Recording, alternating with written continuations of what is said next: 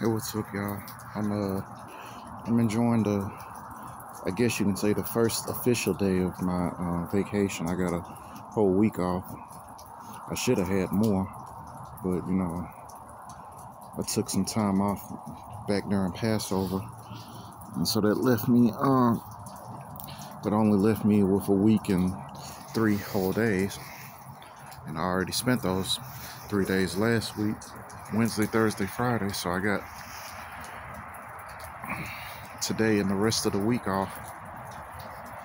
Then I'm back to circulation I go. So I'm just trying to make do with what I got. Because, I already know enough about these vacay days that, they'll go by so fast they'll make your head spin. I've been trying to excuse me. I've been trying to get footage of the snowstorm, or the evidence thereof, because it snowed for 2 whole days, pretty much. They said that was one of the biggest snowstorms in Colorado since the 80s. Though I kind of beg to differ, because I remember 3 years ago, a blizzard came through this motherfucker, and that was a lot of snow. I mean, the fact that most of the snow is getting up. So, but I don't know if there's quantity versus quality going on, because apparently there's a lot of humidity that's hit the area, and that's unusual out here, and that's probably what's causing all the snow to melt, which is a good thing, because I was out in it, and shit, I know I burned hella calories just walking out in this shit. I don't know if y'all can see that, but out in this out in the areas like with the grass, like, it's still covered in snow, and it's icy for the most part, but it's still low-key kind of fluffy. It's definitely ice, but it's not. Normally when it snows, this shit turns into hard ice, but it's like soft ice.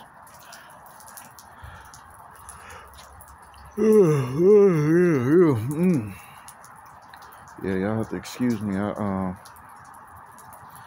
Even though I've been off, I spent the whole day yesterday cooking. So I'm tired as hell, because usually by cooking I mean grilling, barbecuing. So I'm tired as a motherfucker. I was calling myself trying to get up, do the same thing today, but I was like, I did not have the energy for that.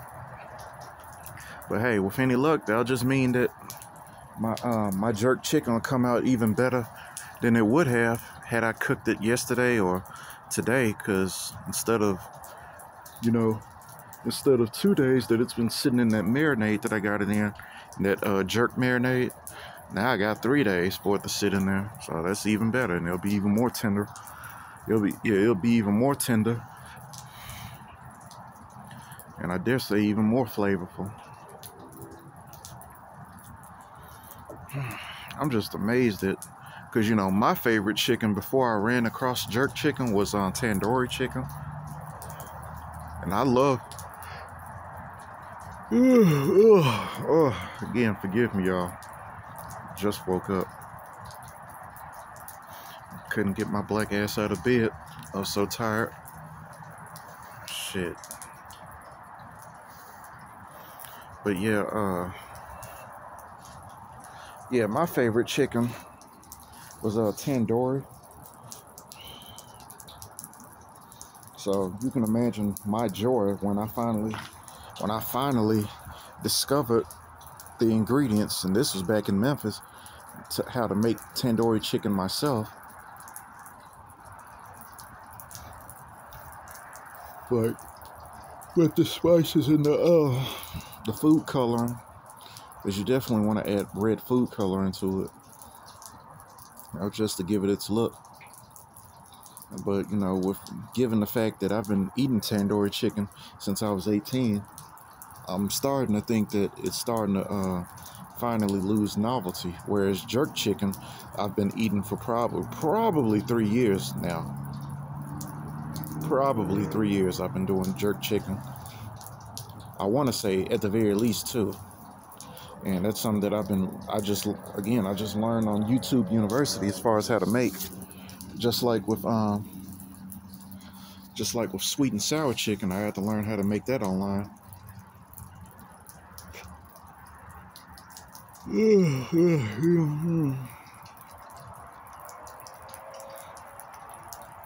And I was just amazed at, all the ingredients that come with jerk. Because there's a special type of soy sauce that I use. I use pretty much Kikkoman. Like, as they say you can use whatever soy sauce you want. I'm like, nah, any kind of soy sauce ain't gonna cut it for me. So I specifically go out of my way to use Japanese soy sauce, Kikkoman. So I was running to and through here and there, and just running all over the place, amassing spices. They had to, you have to mix. You have to mix, basically, it's almost like a mix between sweet and sour, like where you got, jerk seasoning, brown sugar, different variety of, like, dry ingredients like onions, scallions, ginger, Worcestershire sauce, and then you take that and set it to the side, and basically you have to make a salsa, like almost like a classical Mexican salsa. So of course that being, tomato paste, chiles, different types of chiles,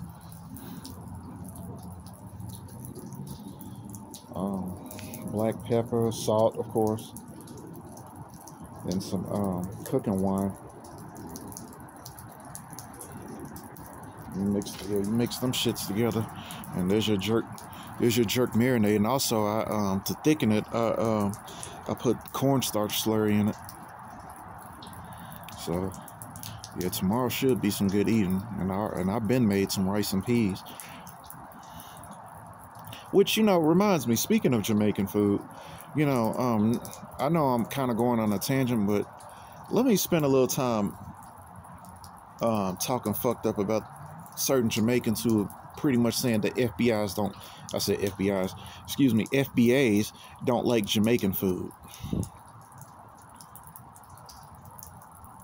The fact that there are Jamaican restaurants in New York dispels that. It may just be some weird ass FBA Negroes, because a lot of these Negroes are just, they are nothing more than just modern day rendition of slaves. Because any kind of FBA out there who don't like Jamaica, or who don't like jerk chicken, to say the very least, but you would get some hog maws, you would get any part of a pig and put that shit in your mouth. Like, them niggas do not represent us. They don't represent me. But damn if FBAs, for the most part, at the very least, do not like them some jerk chicken. What are you talking about? We love us some jerk chicken. Now the question is, are you making it correctly? That's the better question. Because I've been to at least one Jamaican restaurant out here, because where I'm from, we didn't have any Jamaican restaurants. So I just wanted to compare and contrast. What my jerk chicken was like in contrast to theirs. And I hate to say it, and I'm not even a cook. I'm not a chef. I'm not in the restaurant biz. And I would rate my jerk chicken over theirs, because folks out here as a collective can't cook anyway. And I don't know what the fuck their problem is.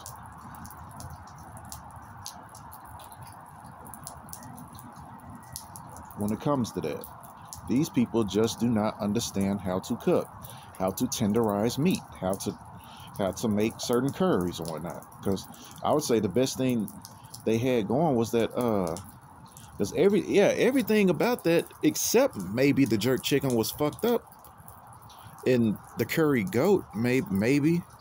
Because because even the goat wasn't tender.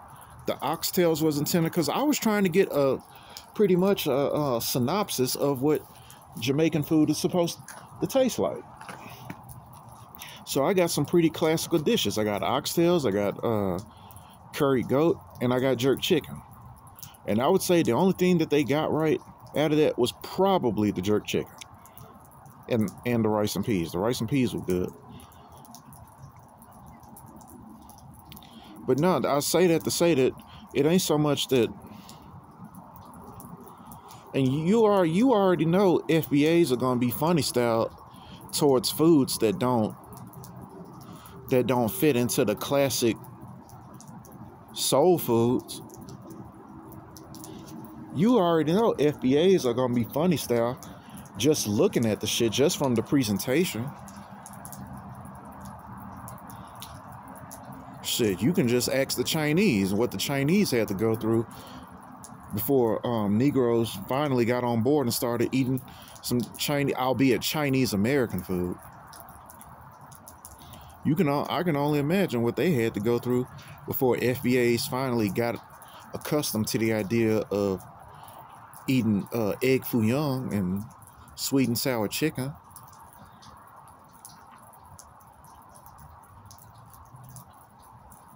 Because, like I said, anything, and I do mean anything outside of what we know is soul food, of your fried chicken, your hog maws, your pig feet, your collard greens, your yams, sweet potato, your candied yams. Not to shit on these foods except for the pork. Because being in the FBA myself, I like some home cooking too, every now and then.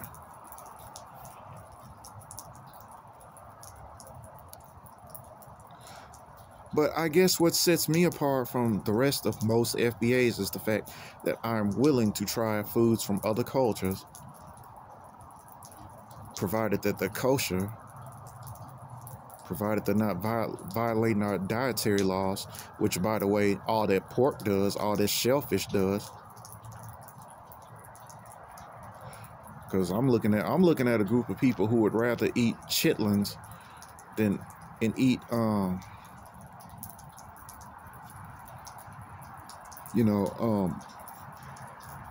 pork and ham than lamb. Yeah, they'd rather eat ham than lamb. And us being the people of the book, it's supposed to be in our epigenetics to eat lamb versus ham. But neither here nor there. So it's obvious that you're doing something wrong, is what I'm saying.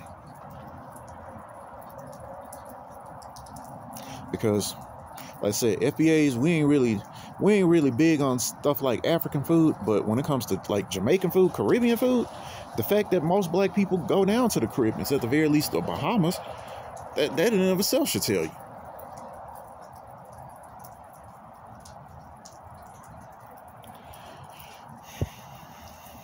But they'll have, you have some of these Jamaicans talking about FBAs don't like Jamaican food.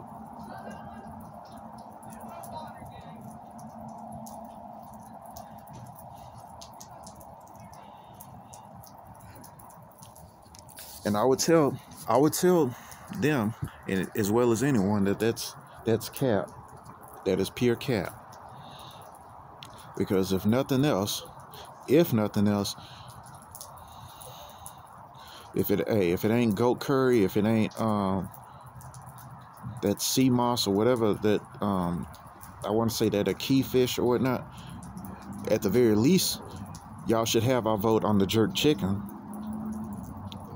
Because like I said, as many years as I've spent eating tandoori chicken, Indian chicken, which I'm pretty sure they have down in the Bahamas due to that West African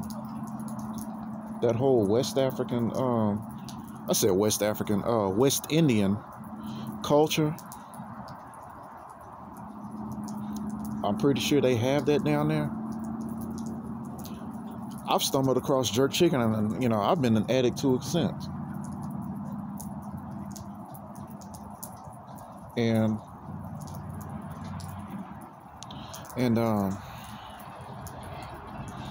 there's certain foods that I only eat a certain time of the year, whether it's hot or cold. Jerk chicken is one of those foods I'm pretty sure I could eat any time of the year. There's certain foods that I save or I reserve for like a time like this when it's cold, and then versus a time like when it's hot. Now in the fall, hard to tell that it is fall, but it snows in Colorado and it snows a lot, but nevertheless it's still fall. I've come across like a mixture of a little bit of the two. So like in the summertime, it'll be like really hot curries or really spicy curries, whereas in the fall, I'll make curries, but they'll be of a milder spice.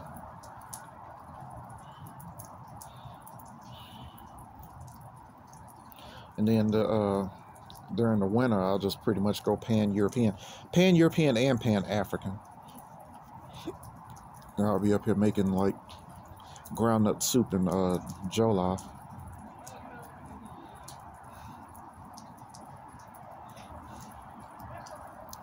But obviously, now that we're 16 minutes in, I'm not here to rant about food and this and that. That ain't what I'm here for. So yeah, let your boys know what I'm here to talk about. And just gonna, if that's what they want to hear, instead of me talking about these different foods and cultures and whatnot,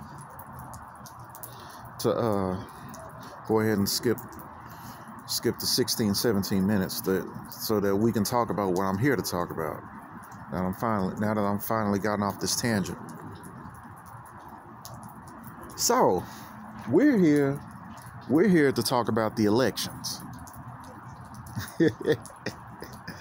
That's what I'm here for. I'm here to talk about the elections.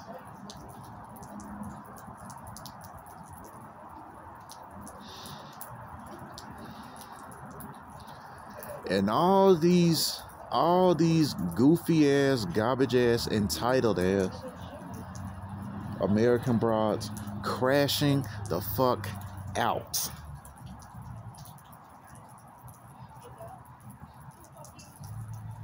Crashing out. Because your boy Trump got in.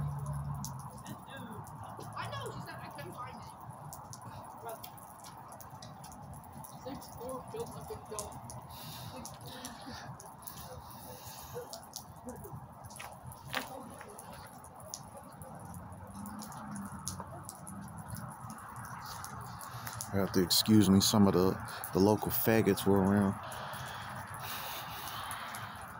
And it is fairly early. I know it's dark, so I guess they're gonna come around regardless, because usually when I do come to the park, it's on the weekends, and it's usually like 9, 10, even 11, like just around the time that the park is supposed to be closed. That's when I come around. I'm a real night crawler. So now that I'm here, and it's probably around 7, yeah, I'm over here. So, I prefer my privacy, especially when I'm talking about stuff like this. But yeah, man, y'all, they are big mad, fool. They are big mad, and I've been dying laughing since. And, my head is still a little scatterbrained, because like I said, I've just been sleeping in, just tired as hell. Like I said, it wasn't until about 5 o'clock I woke up today. So I'm not really in a, y'all can see I've been yawning and shit. So I'm not really in a ranting mood right now. But the fact that they really believed that Kamala was gonna get in,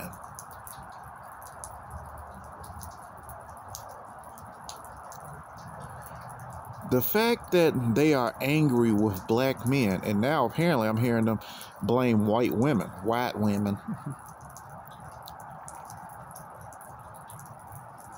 Which, if they had somebody to blame, I would say would be valid enough, because, and here's another thing that tripped me out.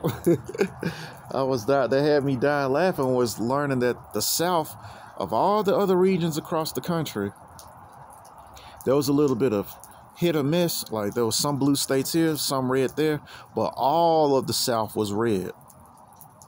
That in and of itself, to me, was hilarious. I found that hilarious. So B-dubs getting out here, they first started off blaming us, which I'm pretty sure they still are. Mind you, despite the fact that 80% of black men voted for Kamala. Now, I'm going to talk about that later, because I definitely got something to say about that. Even after all that, of black men voting some 80%, black women are getting mad at black men, blaming us. And that in and of itself should just go to show you just how much that is the evidence, if nothing else, prove the evidence that black men are indeed the scapegoats of this country. Anything goes wrong, it's the black man's fault. Because I'm like, how in the fuck do you blame black men for voting? I mean, for Trump getting in, when it was black men who voted 80% for Kamala, and it was actually Latinos who voted in the same percentage, Latino men specifically, who voted the same percentage, 80% for Trump. But you can't tell the B-dub that. And it just goes to show you the triggered, entitled, and that's what I was getting to. The fact that women all across this country are acting the way they do when they talking about shaving their heads. They're talking about, they up here online crashing out.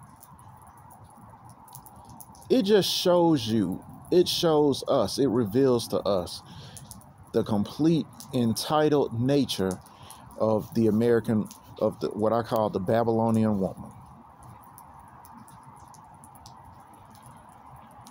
Her level of entitlement.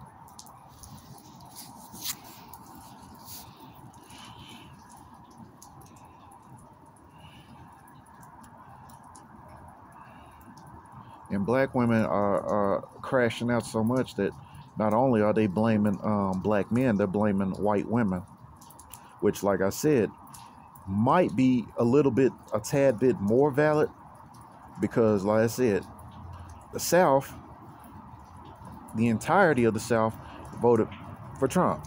So it's safe to say that some white women did vote for Trump. It's safe to say, safe to assume that. Not that it matters to me, not that I care, because I didn't vote for neither or. And given the chance, I probably would have done the same. I'm like, I ain't voting for neither one of you. Because when it comes to the battle of the lesser of two evils, let me say this much. The only reason why I'm glad that Trump got in is because it just means that Kamala didn't get in. So it's not so much that I'm glad that Trump got in. I didn't vote for him. I'm just glad Kamala didn't get in. Because, oh my God, what would have become of this nation had Kamala gotten in? Oh my God. The fate of this nation, I dare say the fate of the world. Because in case you haven't noticed, the world is on fire right now. The world is burning between Eastern Europe and the Middle East.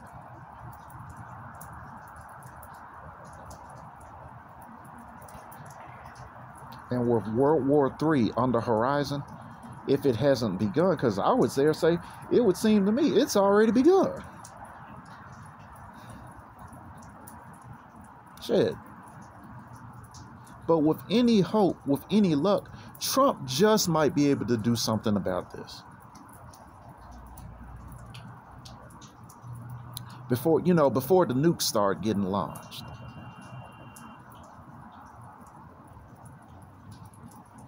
And that's what we need.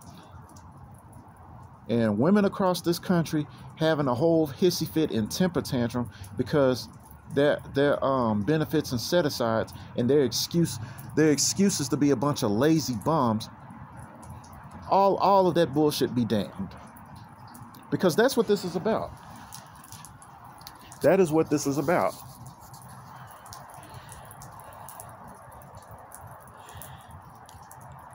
And let me take it from somebody who's under this country is considered an African American. This country, I find this country of being guilty of putting me under the same category of all these fucked up stereotypes that come with this black man. Having a criminal, basically a typical standard classic Pookie. And I'm pretty sure I speak for all black men who rolled their sleeves up and put their grind to the millstone. I'm pretty sure I speak for all of those said black men when I say what I'm getting ready to say. Especially coming from where I come from. This caricature of a black man who has multiple baby mamas, excuse me. Shit, no homo. No Diddy, y'all. Who has multiple baby mamas, has a criminal record longer than his legs and arms put together, who drinks Kool-Aid, eats fried chicken all day, and fantasizes about white women and play and shoots hoops, as well as, and on top of that, is a Section 8 welfare king.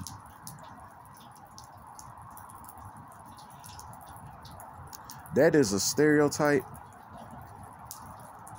That is a caricature. And mind you, who premises his blackness not on the figures of the past who paved our way,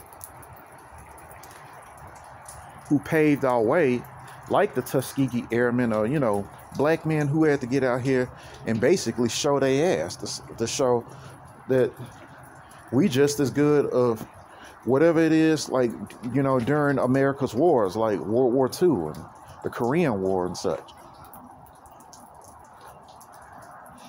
No, they premise their blackness on Lil Wayne, and all these other, goofball caricatures who are basically in the rap industry, in the hip hop industry.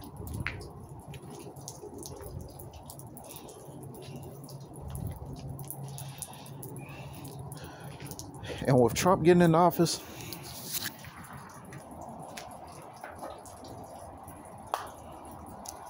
those caricatures just might come to it just may come to a screeching halt. Because black men who didn't participate in any of that bullshit, even though we were in the midst of it. I was just thinking about something. Not once in the 39 years that I've been alive have I ever taken advantage of this country's so-called set-asides and benefits based on my race. Affirmative action, if you will. I've never vouched for food stamps, let alone received any food stamps.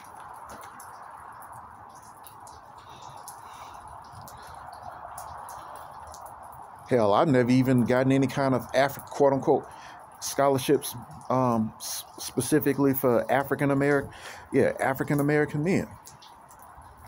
Only thing that I got as a set-aside or some kind of benefit to get me to the next level was student loans, and I got to pay those motherfuckers back with interest.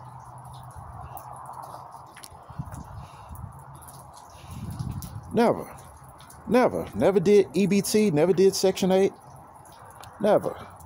I've been practically living in this country like in Africa, or some part of the world where they don't have any of that. They don't have any of that in these countries. And I never engaged in it because my thing was Where is the money? Show me the money. And while I was out there looking for the money, I had to get out here and bust my ass with the little crumbs that I got, you know, and raising up out of a city as economically destitute as Memphis. And like I said, quite literally, you know, live up to that old fashioned phrase, pull myself by my bootstraps.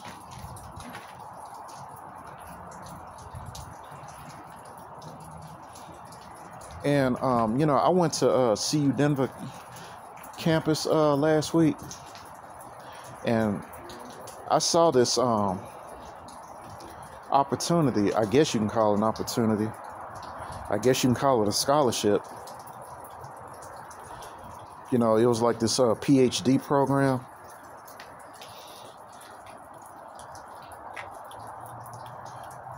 It was a PhD program for basically minorities. Because I want to say it said that it was a PhD program specifically for African Americans, Latinos, and I dare say Native Americans, basically who y'all call the Israelites. Ironically enough, they grouped us in all three, because I think it said for African Americans, Latino Americans, or Hispanics and Native Americans. And I was just thinking, right? I was just thinking of all the so-called set-asides and this and that, and, you know, things that, you know, I know for a fact Negroes take advantage of and basically not only use and abuse. Of all the things that have historically have been presented to me for being a quote-unquote African American, presented to me in the past, most of which was just some straight up and down coon shit. That program there would probably be the only thing that I take advantage of. And even with that, there are standards to that, because one of the requirements is that you have to maintain a 3.0 GPA. Which means for me, I gotta get my GPA up. Because I currently stand at a 2.8 GPA. So I gotta do better. Once I get into these classes, I gotta hit them hard. Do what I came here to do, like I said. And I'm like, that's it. That's it. I'm like, over the years, all this coon shit, all this effort to put me into the caricature, the stereotype of a typical, classical, goon-ass, coon-ass Negro. Despite all the evidence that I have provided that says otherwise, that would be the only thing that I would actually engage in. Because it is to my benefit. Because I am intent on getting a PhD out here. Because there is something out here that does strike my interest as far as getting a PhD, as far as getting my doctorate. Meanwhile, while I have been defying the stereotypes, all these stereotypes have come my way, lo and behold, look at all these other people who really just haven't been pulling their weight all this time. Because while Keisha is getting flagrantly mad, because we know what it is. It ain't even so much because they talk about, Trump is gonna mess with their ability to abort babies. He might, and we've been telling maybe you'll do better with your cooch. Yeah, he's forcing. See, that's what I'm saying. They're like literal spoiled brats. They are being forced to be responsible.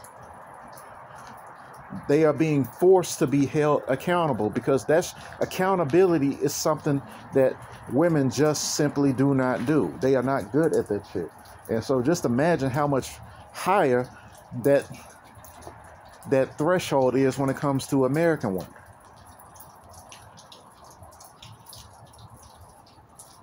So no wonder they big mad. They're being put in a position where they gotta put on they big girl pull-ups and get out here and basically face the world that we know and endure. That we know all too well.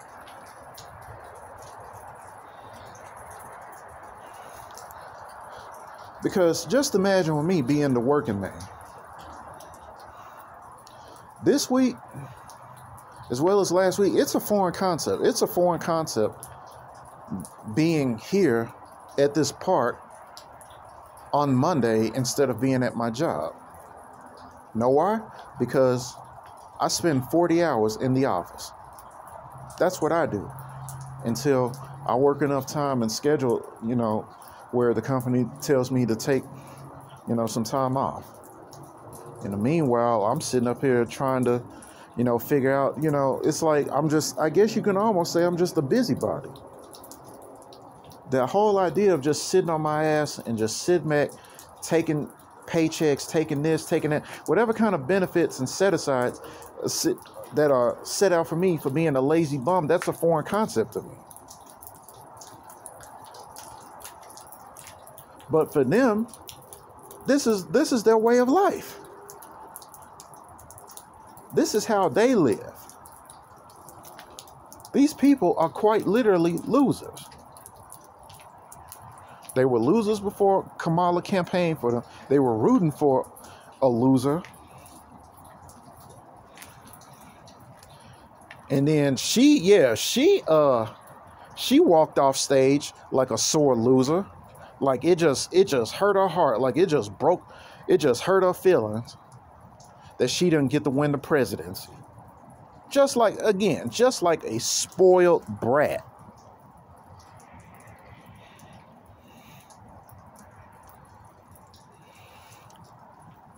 And all her campaigners followed suit, crashing out, being a whole spoiled brat. This is the face of America, people. This is what we needed to see. Because this is who we've been dealing with. This is who we've been petitioning for jobs with. You got people just like them in positions of power, and you wondering why you can't find no job out here in this goofy ass society. Which we already talked about that, because we found our way. We found our way. We had to pave a way, if you will, a way out of no way, so that we don't even have to engage in this foolishness. Because hell, you even got women talking about how they want, like female CEOs talking about they want men working for them, because the women get up in there and they fight for their rights, so-called women's rights and this and all this feminism stuff, and surely enough, their nature prevails. They go up in there and don't do shit. Don't pull their weight.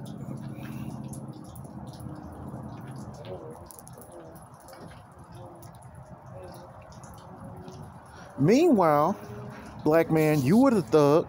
Struggling black man, you were the thug. You were the criminal. You were coming under the pretenses and the stereotypes of, like I said, some caricature of a black man who just like.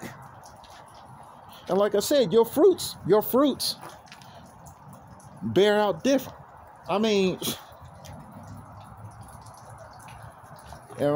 the only one who's pointing out the complete, like I said, not just the narcissism, not just the hypocrisy, but the complete and utter entitlement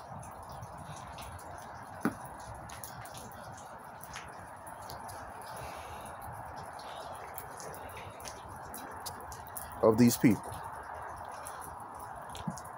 Now, to address these Negroes who voted for Kamala, some 80%, this right here I just had to come to the conclusion that the vast, like David Carroll has been saying for years before he passed, black men are just dumb. Black people as a collective are just dumb.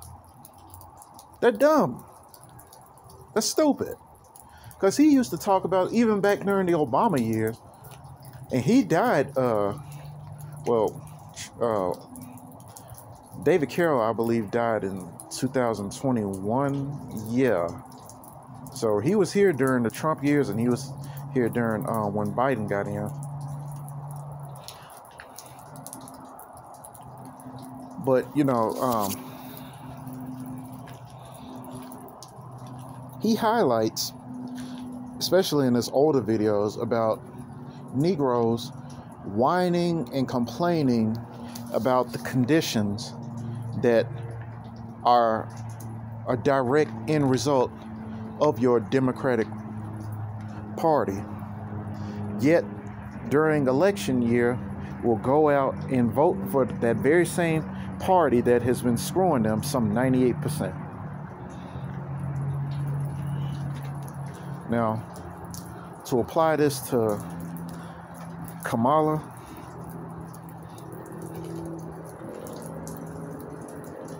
Kamala at one point was the mayor of San Francisco. And she was known, she had a rap sheet of not only locking up black families whose kids were supposedly truant from school for truancy, but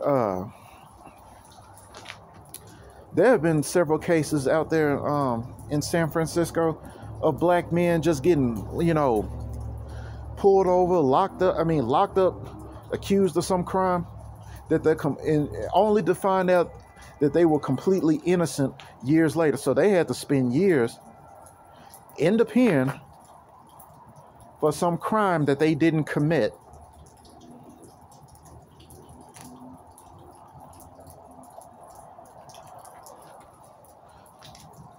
Years later.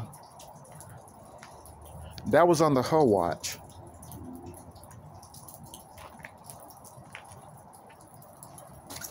This is what I mean when I say, you know, a lot of Negroes are just a bunch of bootlegs. That's why a lot of this needed to happen. Because again, their definition of blackness means getting on board with the sexy red, again, caricature type shit. Shit that at the end of the day holds no weight. Holds no weight to the weight of reality, much less our blackness. Standing behind a Kamala Harris with a bunch of sheboon minstrels twerking. I mean, just putting on a whole clown show. And say what you will about Trump, because like I said, he ain't no friend of mine. It ain't. I mean, I'm neutral. My whole thing is like I'm on some Swiss shit. I've heard stories about him, but I can say this much about him: as far as his professionalism, as far as his knowledge of economics, and as well as his last presidency, it goes without saying. No shit, he got in.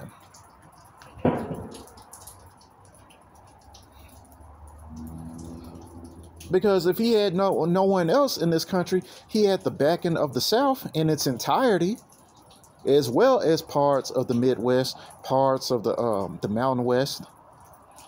He didn't get much out of the Pacific Northwest, which again, no shit, libtard America, as well as here in Colorado, libtard America. Well, I'm here to tell the faggoty ass state of Colorado, as well as the Pacific Northwest. You obviously don't represent in your interest, your alphabet agenda, and all this other stuff. You obviously don't represent the interest of America. Because the country has decided as a collective, as a whole, and hey, you know what they say, majority rules.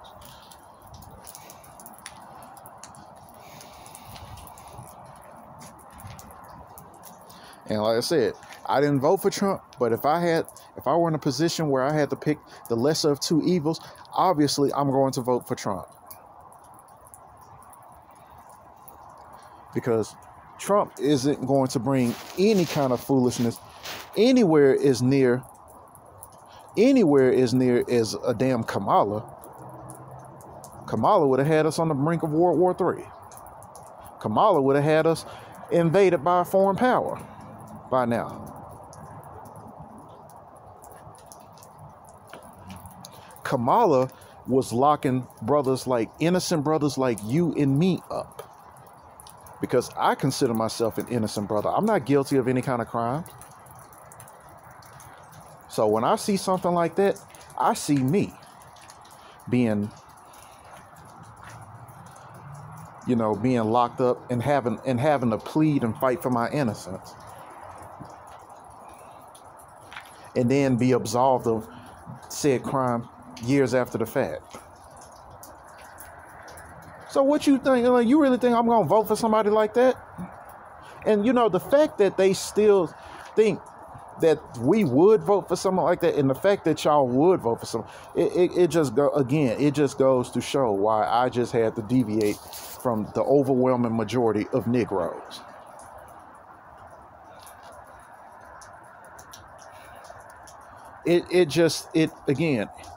It substantiates our gripe when we say that there are black folks, and then they're just a bunch of, like David Carroll would say, God rest, a bunch of buck dancing, bojangling, shoe shining, cooning and buffooning Negroes. Bojangling, step and fetch it, pickaninny Negroes.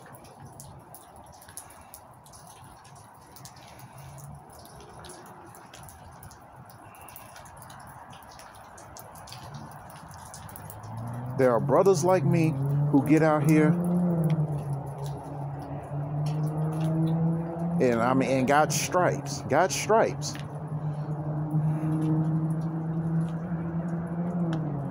Facing the wrath of a society that targets us more than what I had to learn, targets us more so than they do damn Pookie. And then you got Negroes who live up to the stereotypes and the caricatures of Pookie. And even when those dumbass Negroes vote some 80% for Kamala, black women are still mad at them because she didn't get in. As if black men are to blame. I've even heard of black women talking about that's why we hope that police get out here and notice what they said, not just harm black men, harm innocent black men. Like that's supposed to mean anything. Like that's supposed to mean something. Because, newsflash, bitch, police officers have been getting out here and harming innocent black men.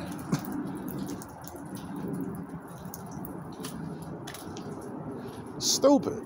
Just stupid. They want to threaten you with consequences and evil wishes that are already taking place. Yeah, I mean that's this belly warming nigga bitch all day, all night and all day, bro. And again, this election just exposed their nature, as well as the nature of many other American women of other races. All the more reason why not to fuck with them.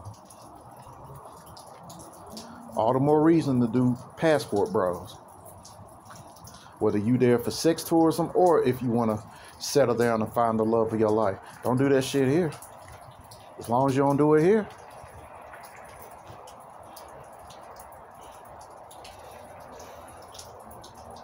Don't make no goddamn sense. And too much of dumbasses as well as chicken shit cowards to address the people whom you would think they would say are responsible. I'm like, okay, if you didn't accomplish the desired effect, why wouldn't you go after the people who truly are responsible? Because again, black men are scapegoats. Anytime something goes wrong in this country, we're the first people to be blamed. And I find that very interesting coming from a group of people who always seem to be the first fired and the last hired when it comes to the job market. You know, how much influence could we have when we only represent 13% of America's population?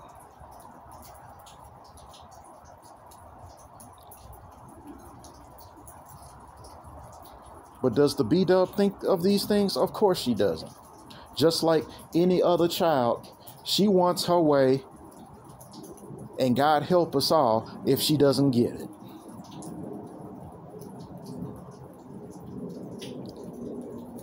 I mean, just wilding out and really blaming anybody and everybody but her selfish self. And I say selfish because she wants, like I said, she doesn't want her ability to abort her babies being fucked with. She doesn't want her EBT, quote unquote, benefits and her Section 8 welfare housing benefits being fucked with. And Trump just might fuck with that. Not to mention so many other things he's going to fuck with. Trump is going to fuck with that. Trump is going to hold a lot of you bitches responsible for your whorish behavior.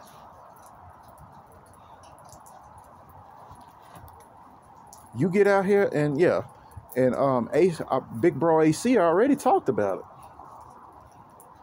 All them EBT and Section 8 welfare housing shit, Trump cutting out all that shit out. But ain't that some? Wasn't it Big Bro Tito and Big Bro AC who said that at some point the government was going to do that? Did they not say that? Didn't they say that they were going to cut off at some point? They were going to cut that shit off.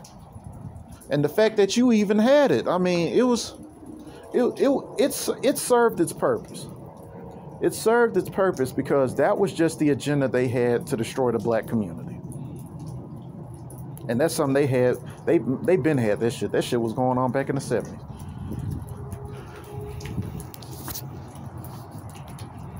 But just like some little spoiled brats, you thought that was some shit that was just going to last and last and last, and then had the nerve to think that black men who were stuck in the middle of that shit were just going to stand around and tolerate that goofiness.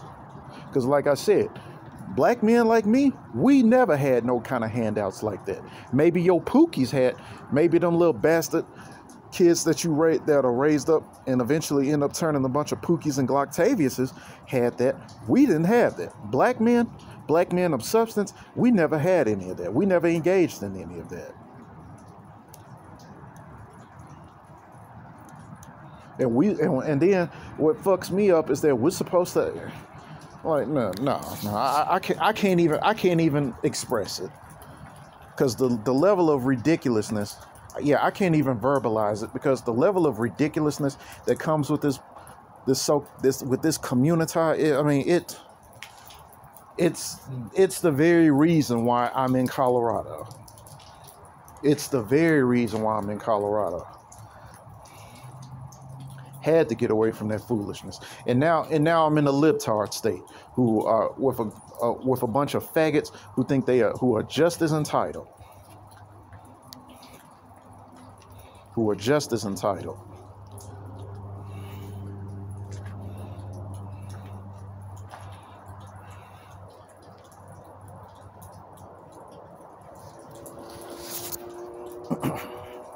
And I'll tell you, America is definitely a country, due to its sins, needs to be destroyed.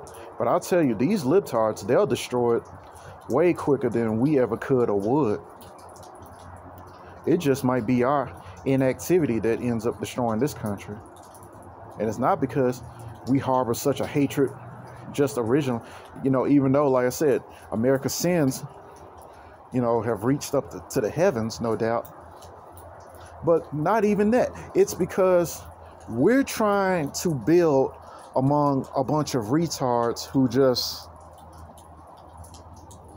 who, like the Nazis are practically useless eaters.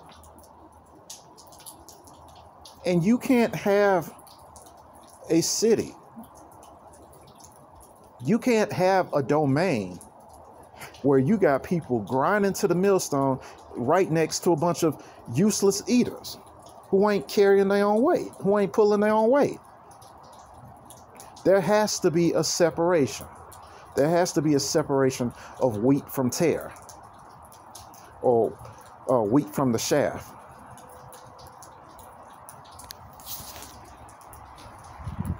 There has to be.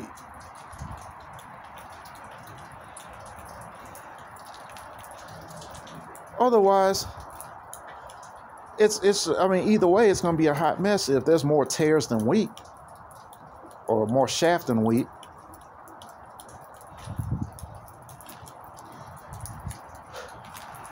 Because mixing this all together, obviously that shit don't work. No, there has to be a dividing line.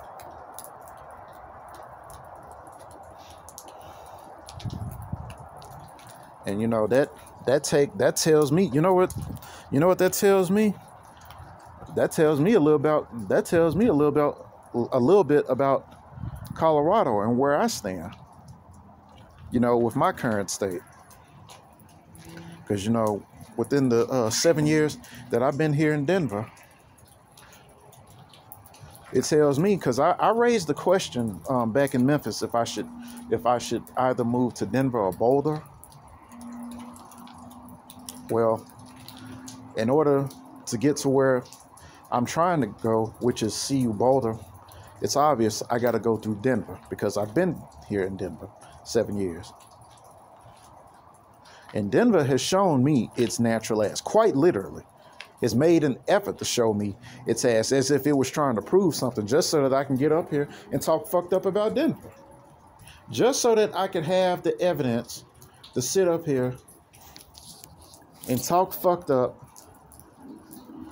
about a city full of faggots, Satanists, racists, and people who, like I said, like the Nazis would describe, useless eaters. Taking up our tax money, taking up space, taking up air, taking up time. Because they've been placed, they just happen to be blessed enough to live in an incubator such as this, to where they can just live in this dystopia, this idiocracy, completely bereft of consequences until DPD get in the worst case scenario, DPD getting in their ass.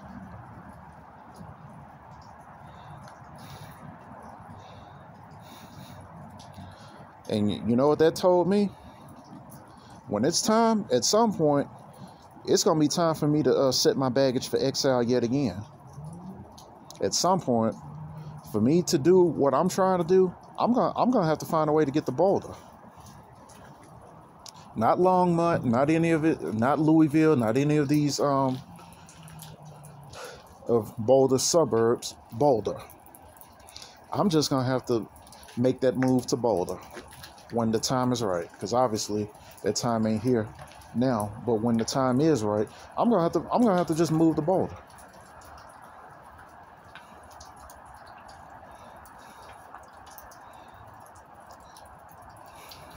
Because I'm pretty sure even Boulder is like a goofy libtard state. But the thing that separates Boulder from Denver is that there's the huge difference, the quite literal difference is 500,000 people. Meaning, like, yeah, if you get my drift, the difference is 500,000 people. Get it? As in the equation that was supposed to, so that's between Boulder and Denver is that there are 500,000 people less. Because they said there ain't nothing more, it ain't no more than 100,000 people in Boulder. That's practically a small city. And I'm like, say less. And damn the fact that it's more expensive than Denver. Damn all that. I couldn't care less. So, and here I am, haven't been presented, like I said, with that same goofy nigga shit that I fought, battled, faced, and eventually once I got what I needed out of Memphis, got the fuck up out of there. And here I am in Denver, Colorado, seeing elements of that goofy ass, same typical fuck, stereotypical nigga shit that I moved away from. So it's obvious that it's time to make that move again.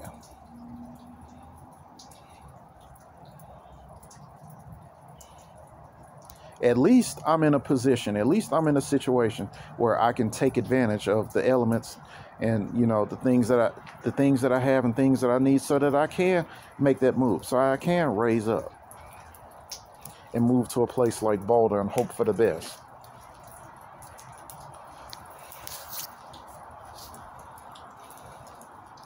Because like I said, man, at this point, I don't care if I gotta spend the whole rest of the entirety of my life getting away from niggas,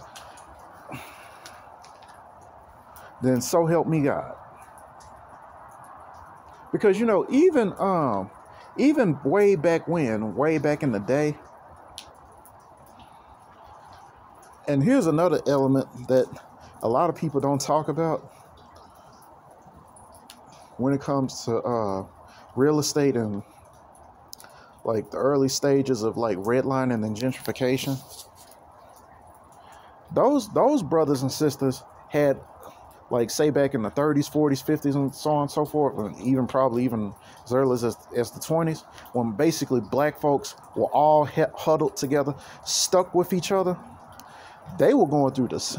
Who knew? They were all going through the same thing. There was black folks, and then there was niggas. And as soon as the redlining and gentrification kind of loosened up a little bit, so that black folks who were worth a damn could move somewhere else, they damn skippy did. As soon as the opportunity presented itself, they did.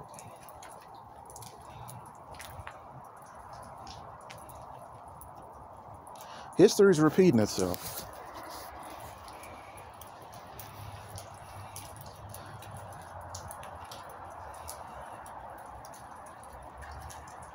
But just imagine the goofy advice that I've been given all over the years, that, oh no, my problem is I don't socialize. I don't get out there and engage with the world, engage with people.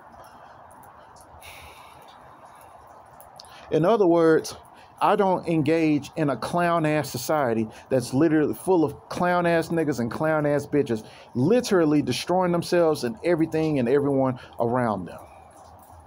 What the fuck you gonna do that for?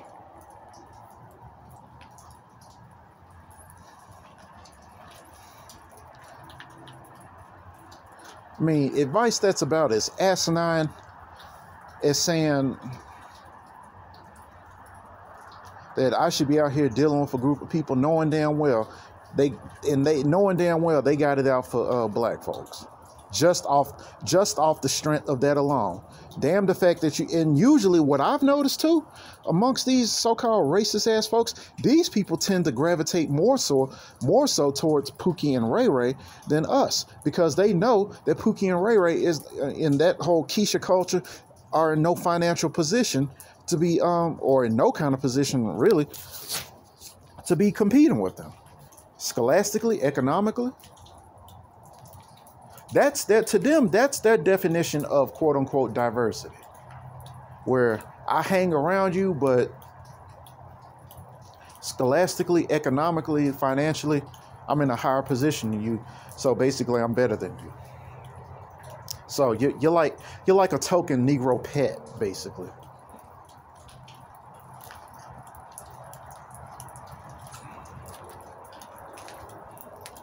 That is the libtard's definition of diversity.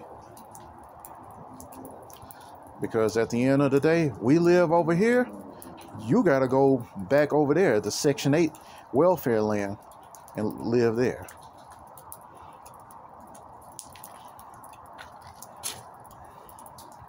So if there is a great divide coming on and going on, I say good, there needs to be.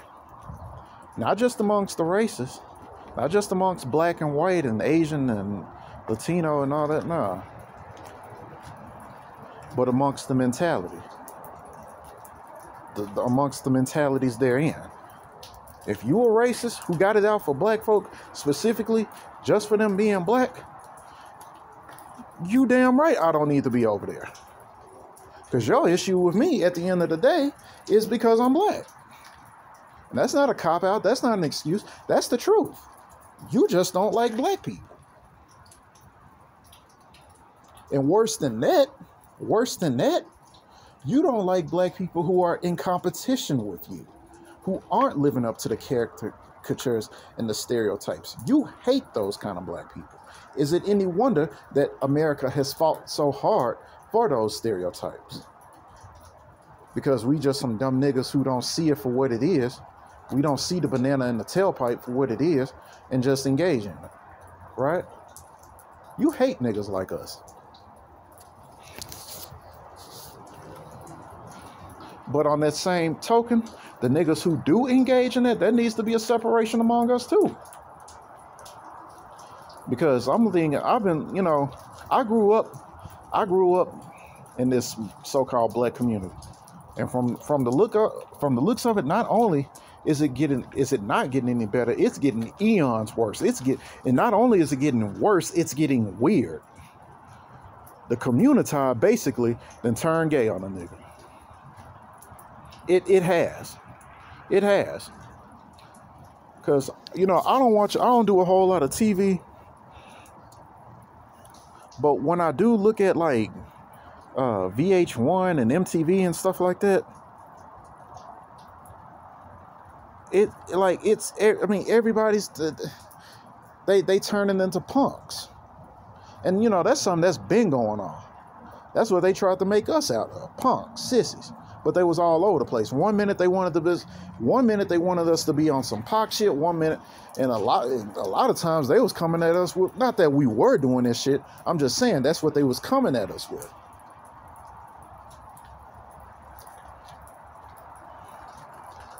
The community is a very deviant place. It's very deviant. And while people make jokes about it, act like it's just the community to be around, like we as cool as the Jamaicans. No, the fuck we ain't. That place is all fucked up. It's riddled with HIV and herpes and all the, and gang violence and dropout rates higher than a giraffe's ass. What's cool about that? That sucks. Trust me, I know. I've seen it. I lived it. You can't tell me nothing. And then here I am living in goofball land where these motherfuckers up here acting like they know something about something when they don't know jack squat diddly. Their whole understanding of the United States is Colorado. Just as I'm pretty sure these other goofballs in those Pacific states who voted for Kamala. So what the fuck do they know about the opinions of the Tennessean or the New Yorker or even their neighbors in the Mountain West who did vote for Trump, like in Idaho and Montana, the Dakotas? Jack squat diddly. And then they have the nerve. They want to, so the methods are fucked up, right? The methods are completely fucked up. Like I said, bringing Sheboon minstrels to her campaign to twerk. A Glorilla, a Sexy Red, a Megan Thee Stallion. And these people are so fucking stupid. They don't even realize how doing stuff like that is exactly what will cost you the election. Because in the land of the Republicans, who's going to take any of that even semi-serious? Stupid. Absolutely fucking stupid. And asinine.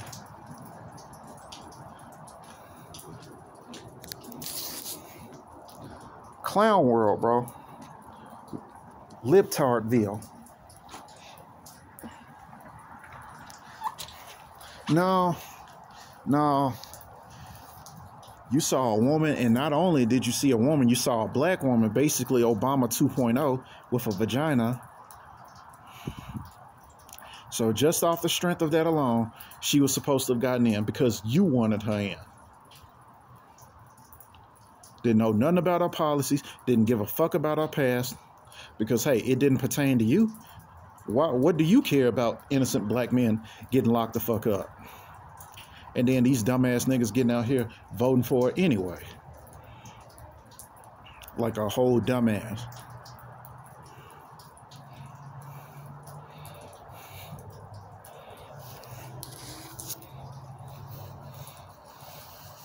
And then, you know, members of 60 Minutes are up here asking her some hard-hitting questions, and the only thing that she can retort to that is just a bunch of goofy-ass word salad.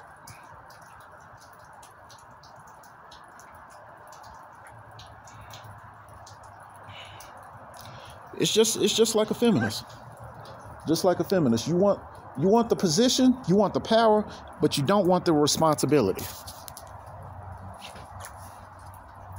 You want somebody like that leading America,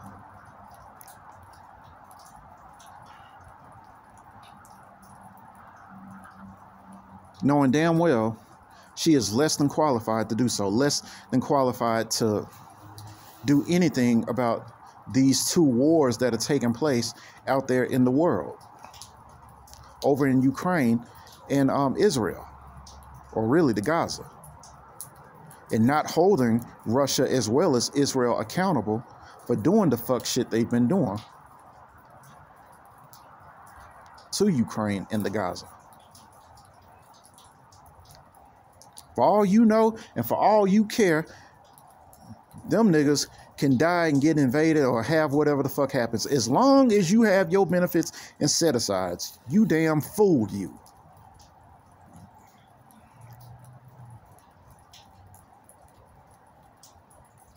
Not even thinking that what happens there is at some point going to affect us here. Never mind the loss of innocent lives. Shit that you couldn't care less about.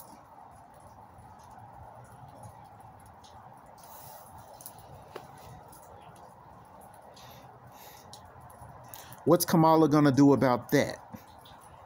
What's Kamala going to do about Ghazian children getting killed over there by the IDF? Huh? That's what I want to know.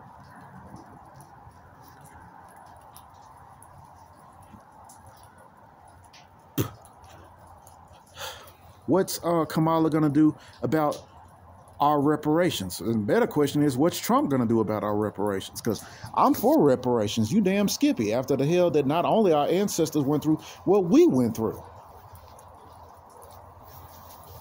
But I'll tell you this. At the very least, I suspect that Trump will at least get out the way and let me make that money. So even if the government don't want to give me no reparations, I'll get it my damn self. Kamala would have gotten in the way of that.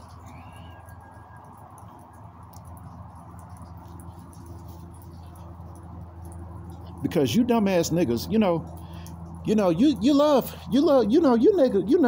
Negroes, you love premising your blackness off these coon trends and whatnot.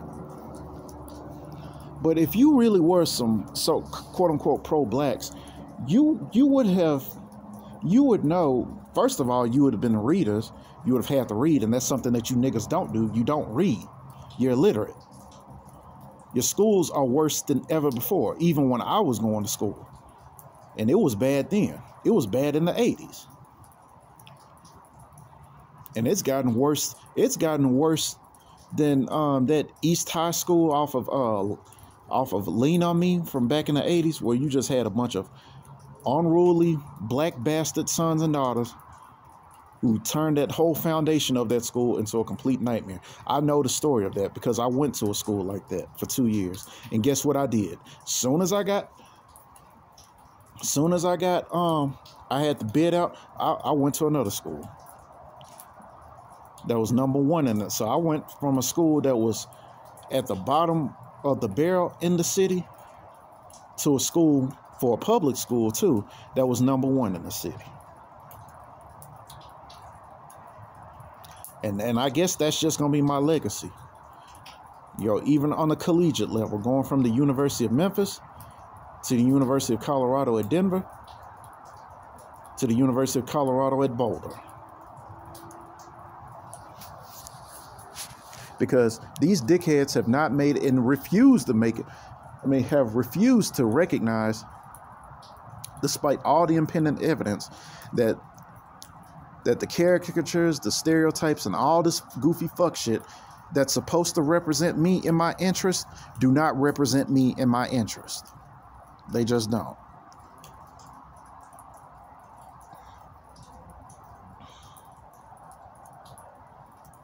But had Kamala gotten in, what that would have, the doom and the gloom that would have meant for this country.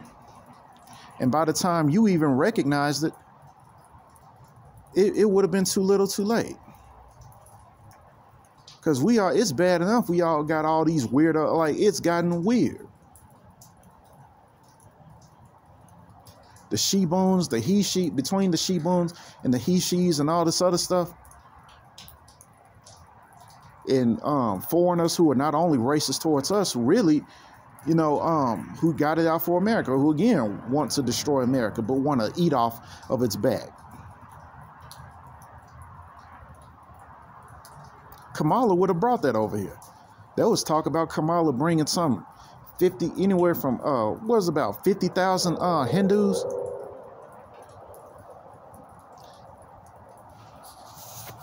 Hindus from that garbage-ass country, India, over here.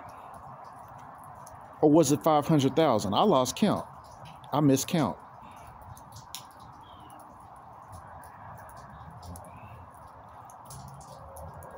And she would have done it. But yeah, I almost forgot.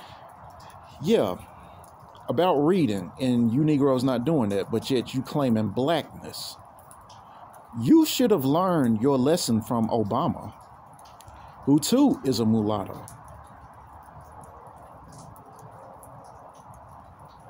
Because the mulatto who calls themselves representing black folks in some sort of prominent position of power, that shit's been going on since way back when in Africa. But the first documented among them was just Scipio Dias Africanus, who ironically enough is responsible for naming the continent Africa, Africa.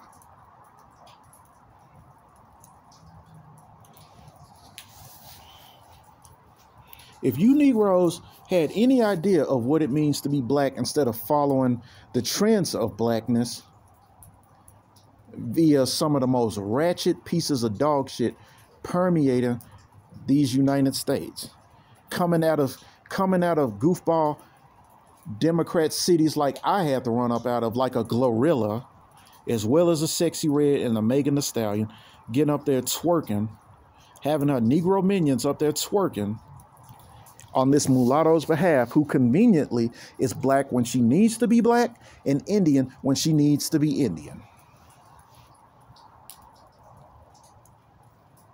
You would have read something. You would have picked up, you would have discovered the banana in the tailpipe. You would have discovered the classic, her being the classic mulatto who even in her blackness doesn't relate to us FBAs because her background is Jamaica. A Jamaican father and a Hindustani woman. And how the fuck that shit happened is beyond me. It amazes me, man. It amazes how, when I get it, and it's supposed to be offensive when I say it, when I see the evidence of the anti-blackness coming from the Chinese community, the Indian community, and then I'll see something like a mix-up with somebody who's in between both of them, like the love child of both those communities. That's what I mean when I say how does that happen, knowing the anti-blackness in the Indian community. How does that happen? And how do you figure something coming from that will have your best interest at heart? Is beyond me. It is beyond my ability to comprehend. And I guess maybe that's where my low IQ comes in, because that's beyond I can't make heads or tails of that shit. Not to mention what I've read, not to mention from my scholars who are also black, like this one particular book that I have in mind called The Destruction of Black Civilization. And how it's been a classic over the years. It's been a classic. I mean, that shit it almost goes back even during the times of the NAACP. because the leaders of the NAACP were basically mulattoes.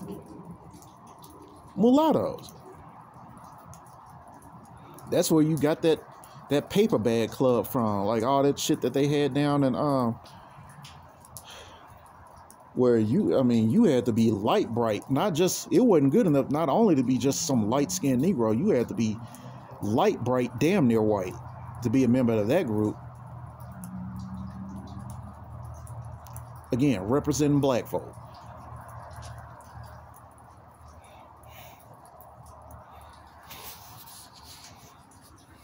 And if you think that colorism don't extend down in Jamaica, my nigga, that's where the colorism began. It started with the Willie Lynch letter down in Jamaica, because Willie Lynch was a not only a slave owner, he was a slave maker down in Jamaica.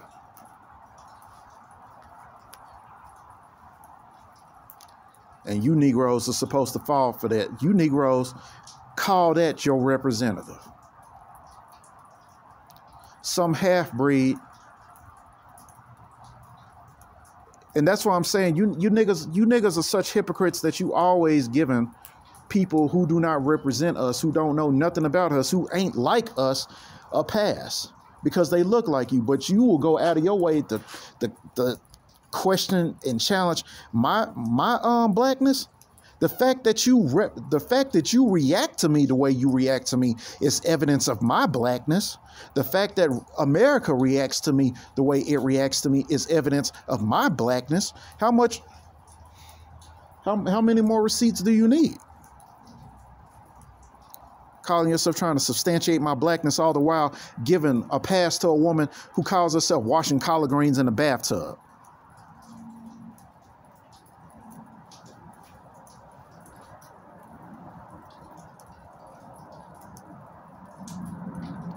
You ain't. I mean that's. But again, this is shine logic, like David Carroll used to say. This is shine logic, coon logic. Attempt to authenticate my blackness when I go anything beyond cooking anything beyond fried chicken. Just like some butter. Ironically enough, I did make some foods from Kamala's homeland because she does identify as an Indian. But heaven help me if I get out here and make some butter chicken and some tandoori chicken. But when it's her turn to make some pork vindaloo or something from her homeland, it's perfectly fine. Perfectly fine. Much less coming to you Negroes with her misconstrued, something that I would look at, I would give the side eye to when she up here talking about how to make fried chicken, because you can't seem to figure out that I know how to do both.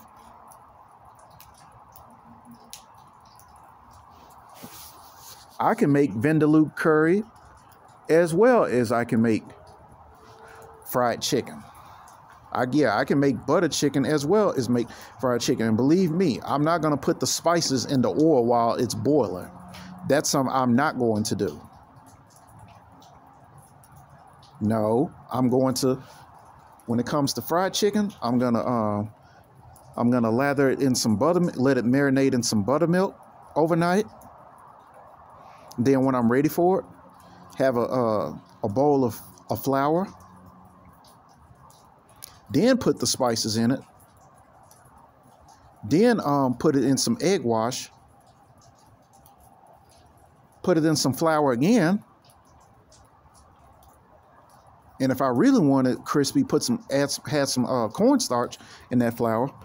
Then put it in the oil. That's how you fry chicken. And how do I know that? Because I'm an FBA. Because I've been frying chicken for myself at least since 2010. And I knew how to fry chicken long before I knew how to make, these delicacies from her homeland of India. Because I'll be the first one. I fuck with Indian food. I love Indian food. As long as it ain't from India, shit. After what I learned about that garbage ass street Indian food, I'm like, hell no. We've been calling it goop scoop. No, I love me some Goop Scoop as long as I'm making it. Shit. And I guarantee you, it ain't gonna be, yeah, the only thing that makes my Goop Scoop non-traditional and inauthentic to the classical, authentic, traditional kind is the fact that I actually use utensils instead of sticking my hand up in the shit. Instead of sticking my hand up all up in that shit and just leaving it out in the elements. Ain't no refrigeration. Oh man. I didn't know India was like that, bro. India like that, bro. India about it.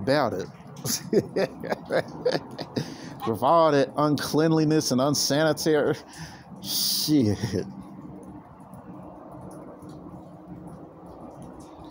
You know, it's almost like what they say about Italy and Italian food versus, you know, there's Italian food in Italy, then there's Italian food in America.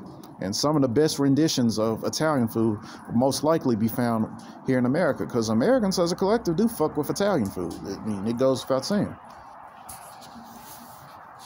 Whereas you go to India, I mean, I don't say, the fuck I say India, you go to Italy, that Italian food, it'll be basic as fuck. And same can be said about England, about English food, British food. In my case, same thing can be said about Indian food.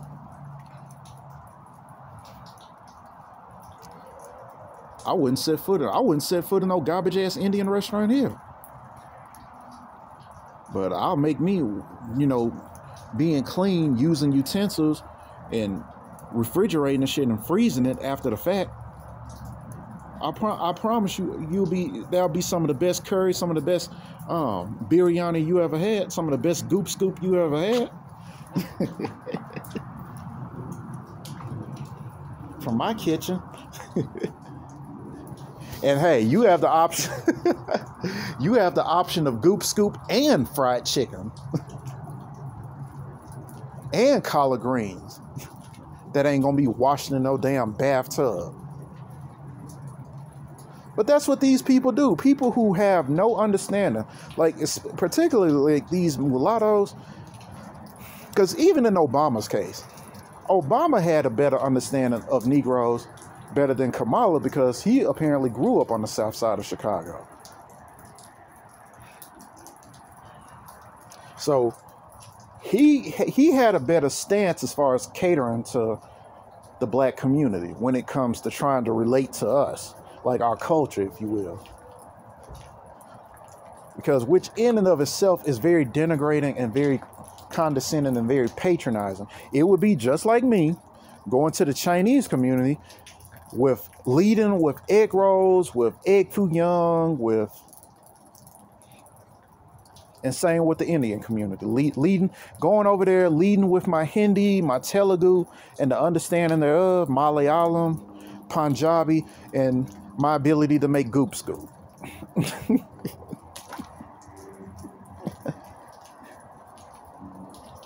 How do you think they would react to that? Talking about, oh man, I love me some pea and potato samosas. I love me some samosas, some chutney. Like that's gonna do my black ass any good. But they do that with us every time.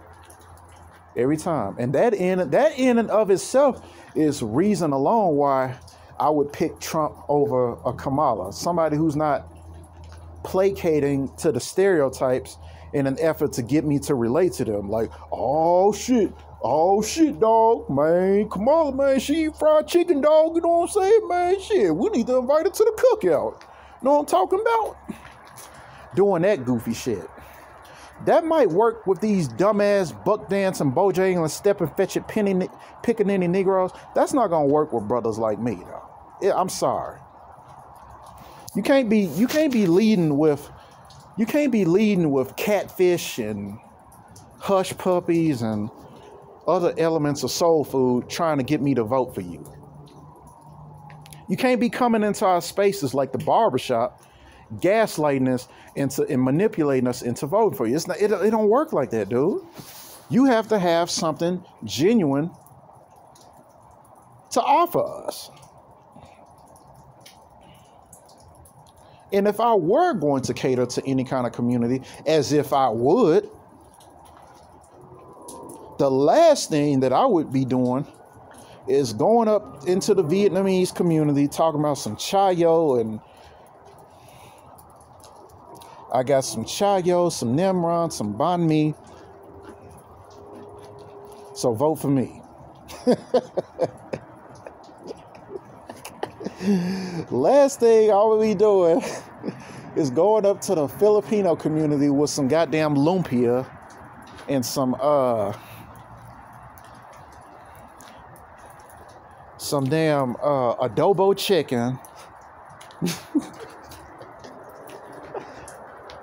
And yeah, with me being a Filipino martial art, I'm gonna bring some Kali sticks, right? And some balisong knives. Get the fuck out of here. And some pictures of Pacquiao talking about some vote for me.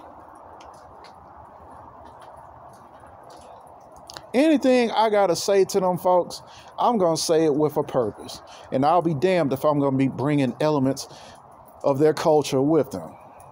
However well I speak their language, however little I don't speak their language. I'm not going to be up there addressing them. I'm just going to tell them that assuming that I were in a position to do that, I would be saying that, this is what's going to affect you. You let me in here. I'll see to it. I'll see to it that it don't. And leave it at that. Leave the egg rolls behind, leave the chayo behind, leave the lumpia behind, leave the Kali sticks behind, leave all these goofy ass stereotypes that represent those people. We leaving that by the wayside. We're not here to talk about that. That's your people, that's your culture. You do what you do. I'm here to address the issues that affect y'all. And Trump, unfortunately for y'all, unfortunately for Kamala and her followers, did a better job than Kamala ever could or would. And it doesn't surprise me, because I learned my lesson back during the Obama years. Obama made promises of this and that, and he didn't live up to them. I voted for the nigga, and in fact, that was the last time I did vote. In 2008, the first time he got in, I voted for Obama. He said that he had some things. He had some things set in for black folks. He didn't live up to the promise. Gays got what they wanted, like David Carroll said. The gay community got what they wanted. All these other communities got what they wanted. Because I know for a fact, it's because of Obama that the gay community got marriage legalized for them. But what did we get? Know what we got? Yeah, we got some, all right. We got an increase in police fatalities. By police fatalities, I don't mean police getting killed. I mean police killing us. That shit increased during the Obama years. That's what we got.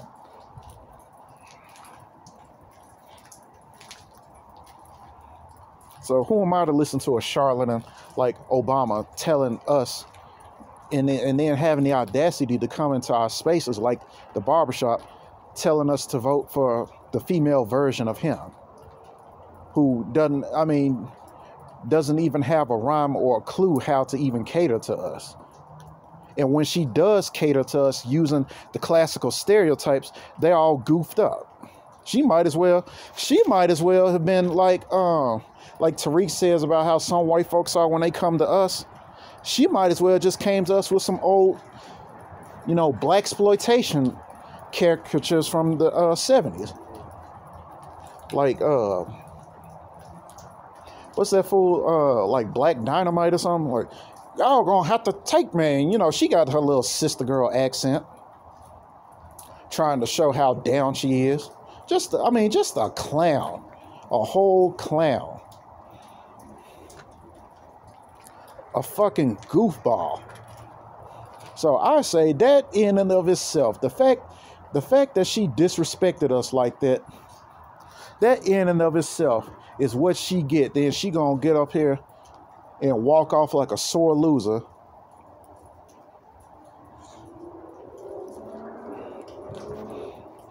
Didn't even have the goddamn decency. And yeah, and someone emotional like that, that is the last thing we need. That is the last thing we need. That is the last person, the last so-called candidate we need leading this nation and leading the world away from World War III. At least putting a lid on the shit while Ukraine is getting blown up and while the Gaza Strip is getting blown up. That's the last thing we need. So that's why I say good riddance. That's what you get, Kamala. That's what you fucking get. And with the little time I have left, I just thought about that shit. I'm gonna do something that my boy Tito used to do. And since unfortunately YouTube then kicked him off, I'm gonna do something that he would do whenever there be some goofball clown nut job who deserve getting clowned for being disrespectful. This is basically a Kamala Harris roast at this point. And as well as all her little Patreons, as all the other goofies who've been following her. Because I was intent on doing this too, but I almost forgot because, like I said, I've been tired and shit. But I'm awake now. So yeah, let's go in on Kamala. I wish I had some music too, because it was hilarious listening to as he played like Onyx's instrumental Last Days. I wish I could do that shit.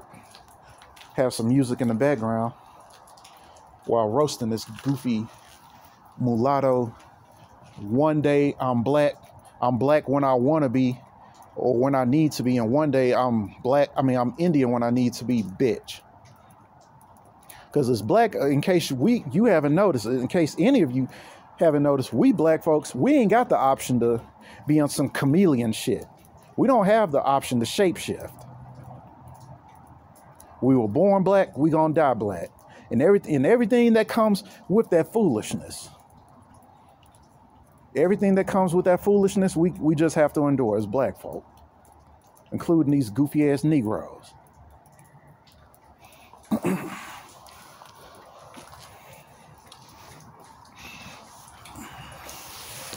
All that foolishness, the anti-blackness, like I said, the Asian community, the Latino community, the Arab community, all of that.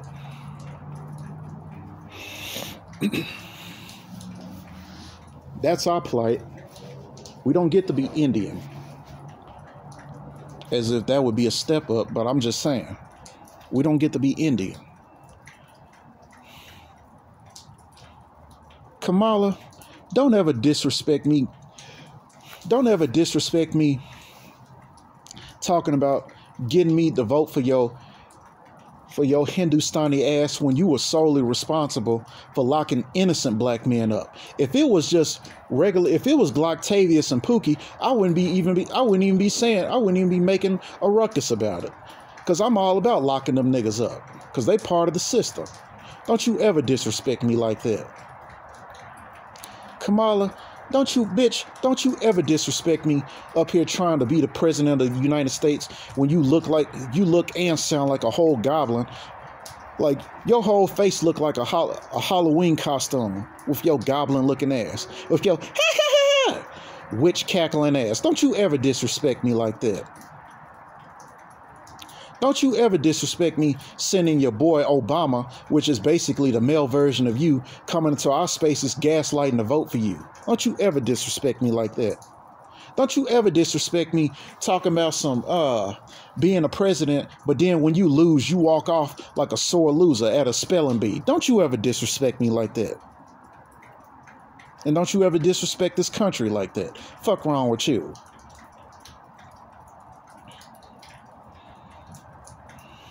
Don't you ever disrespect me having your misfits all across the country crashing out because you didn't get in. Don't you ever disrespect me trying to relate to black people by washing your greens in the tub. And it's no wonder you would do some shit like that, because your people over in India have all kinds of uncleanliness when it comes to their handling of food. So is it any wonder that you would wash your greens, your collard greens, and your whatever kind of Negro foods in the bathtub? Because your people over in India don't even have a concept of doing that. For all we know, they probably just take the spinach and legumes right out the field, or right out the Ganges River where they be peeing and shitting, and then put it on a plate and serve it. Don't you ever disrespect me like that. Trying to relate to your garbage, trying as if you the mediator between black culture and Hindu culture. Don't you ever disrespect me like that. Don't you ever disrespect me like that. Especially a nigga like me who knows very well about your culture, about the Hindustani culture.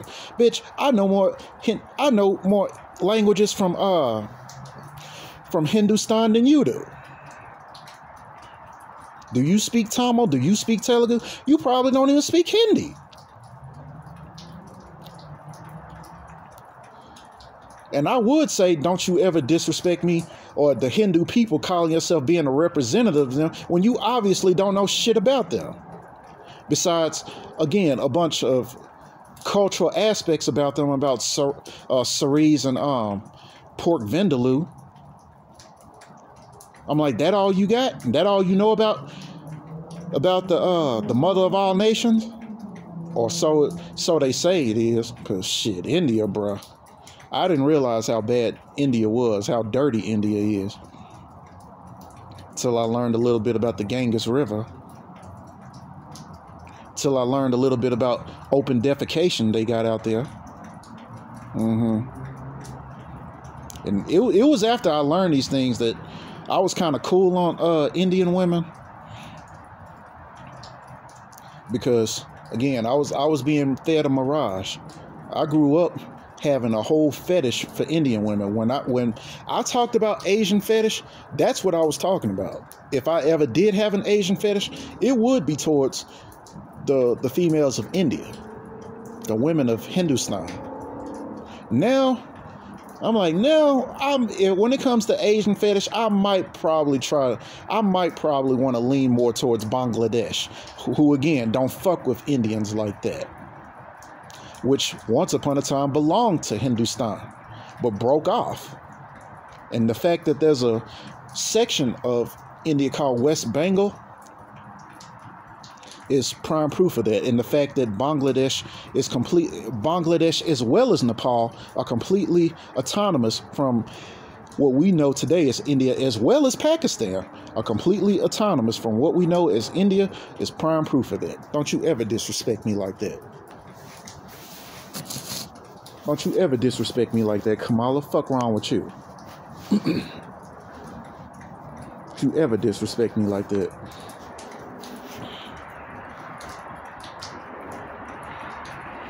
Don't you ever disrespect me acting like you had the ability to lead this nation to victory when knowing damn well you would have led it into the gates of hell way sooner than it's supposed to be led, than it's going. America's already going to hell in a handbasket. The last thing we need is somebody like you speeding up that process. Because some of us got to get some things before we just raise up out of America and let it go to shit the way we know it's going to go anyway. You the last thing this country needs. The last thing. And I find it interesting that it was all fun. It was all games. It was all this good shit until you lost. You truly are the making of a sore loser. Somebody, and I dare say even a psychopath. Somebody who has no connection to the culture, no desire of understanding to the culture, and will come and will lead with the most disrespectful, patronizing, condescending approaches not knowing nor caring just how disrespectful you're being, which is exactly why I'm telling you, don't disrespect me. And then have a whole pity party and crash out and a whole temper tantrum and a hissy fit when you lose the presidency. Like I said, like some 13-year-old in the 8th grade who lost the spelling bee. Don't you ever disrespect me. Don't you ever disrespect me thinking that you can lead this nation again to victory and sovereignty when you just gonna lead it into the 7th circle of hell sooner before it gets there. Don't you ever disrespect me like that. With your hemoglobin goblin looking ass.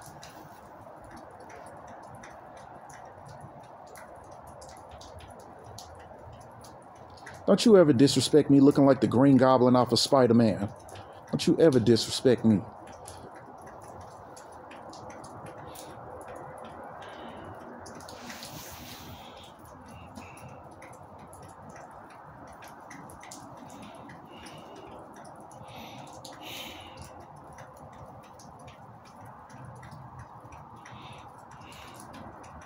Don't you ever disrespect me looking like the Wicked Witch of the West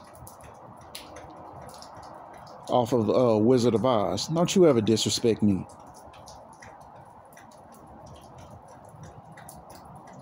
Or the Wicked Witch of the East, whoever the hell.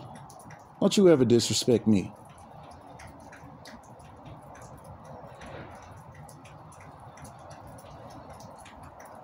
Don't you ever disrespect me trying to turn the entire country blue and having completely forgot about this little section of the United States known as the South. Don't you ever disrespect me. Because it's bad enough I got to live in a blue state. That don't mean I represent this faggoty ass blue state. I'm just here for the money. But whatever in the fuck the interests of Colorado are, whatever the fuck that's supposed to be, I obviously, by the way, from which, as far as I can tell, are LGBT and Satanism and witchcraft. Obviously, these interests don't represent me. No Diddy. And in your case, bitch, no Kamala. Because obviously you do represent those things. Don't you ever disrespect me talking about you grew up in the church knowing damn well you a whole worshiper of Hanuman and Kali and all these other Hindu gods and goddesses. Don't you ever disrespect me like that.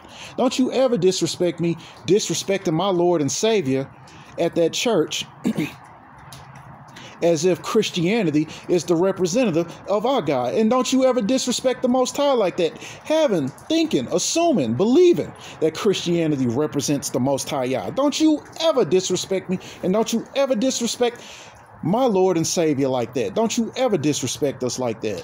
Who you think you fucking with? Don't you ever disrespect us like that, bitch. Fuck you.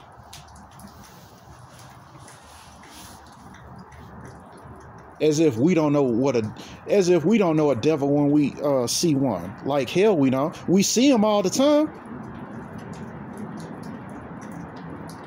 Like we don't know a charlatan when we don't see one. We see him all the time. You live the life of a black man, you pick up on these things, the frequencies. You just pick up on the damn frequencies. Because you know 9 times out of 10 somebody presenting you something, it's gonna be some bullshit. Whether that's coming from the police, whether that's coming from Glocktavius, you just pick up on that. You get a sensibility towards that shit. Or a sensitivity towards that shit. Much less a presidential candidate with your garbage ass track record trying to get in the office and then trying to kowtow to us to vote you in. What, you think we stupid?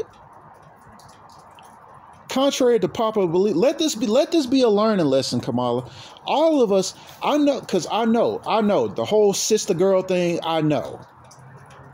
So many people have done it. Hell, Bill Clinton did it back in his day. All the while married to a whole witch, talking about he's the first black president. catering to the black community.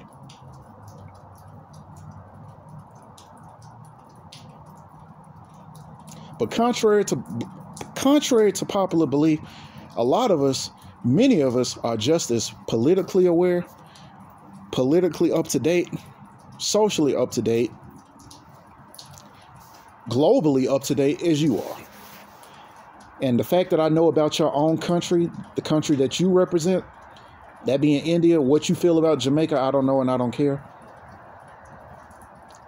But the fact that I probably know more about both India and Jamaica than you do, never having been to these countries, is evidence thereof.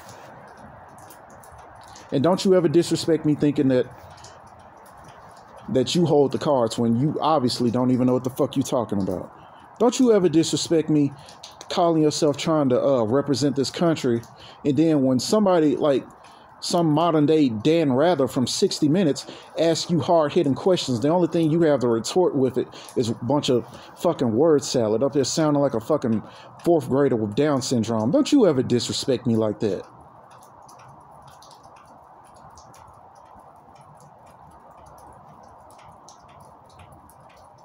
This woman has made it abundantly clear. She is in no position any more than Hillary was to be up here leading this nation. Because the day that happens is the day that this country will bust all kinds of hell wide open. That's when the demons will be released. Not this CERN shit that we've heard, about CERN, trying to break into quanti to open up demonic portals. Appointing women as incompetent as a witch like Hillary Clinton, as well as a witch like Kamala Harris. That's what will do this nation something. And that something it'll be leading it to hell. They'll be leading it to hell. Like I said, sooner than when it's supposed to go, because it's already on hell bound anyway.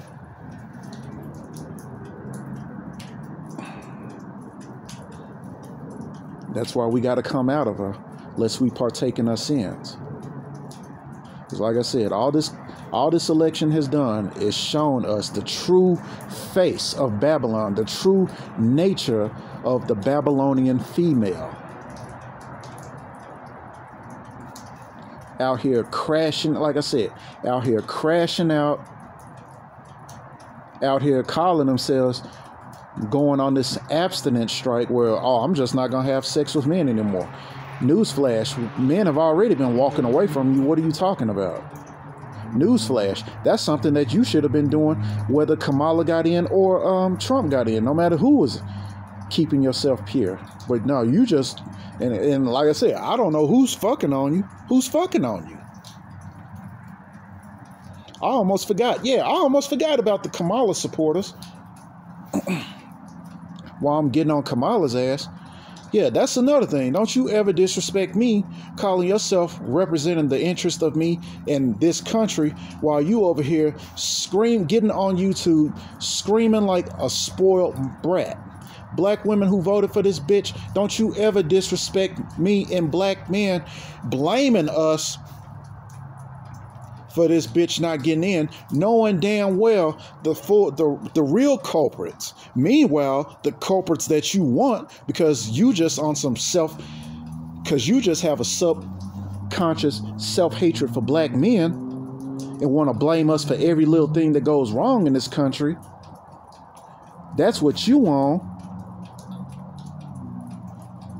But what you don't want to do, what you will not do, is blame the South as a collective and blame these apparent Latino voters who voted for Trump around the same amount of percentage that black men voted for Kamala, which is around 80%. Don't you ever disrespect me like that. Don't you ever disrespect me, black women, thinking that I'm some sort of like your chattel because this is what the slave masters put in you. That same mentality. Thus, you being a beacon of white supremacy when you up here masquerading as the face of blackness. Don't you ever disrespect me like that.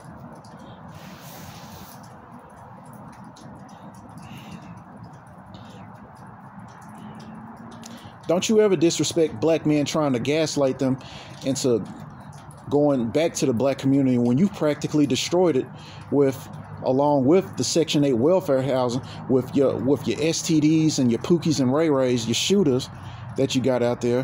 Talking about we going back to a war zone like that. You got us fucked up. You got black men fucked up. The fuck out of here. Don't you ever disrespect me like that. And then want to call yourself blaming black men and white women. Well, at least you blaming white women, but blame Latinos too. Blame the South, because they the ones voted the nigga in. But again, making us the scapegoat, making us the sacrificial lamb. And you wondering why brothers are getting our passports and going to Brazil, going to Colombia, going to the DR, which, by the way, has black women down there. Fool, stupid, goofy. Because the first black women to ever reach the Western Hemisphere via Africa, the first country, like I always say, the first European language, the first documented European language anyway, that black people were speaking during the slave trade was Portuguese. England came last in that. But your level of entitlement and narcissism and this and that simply will not, it's like a mental and spiritual block that will not allow you to recognize history.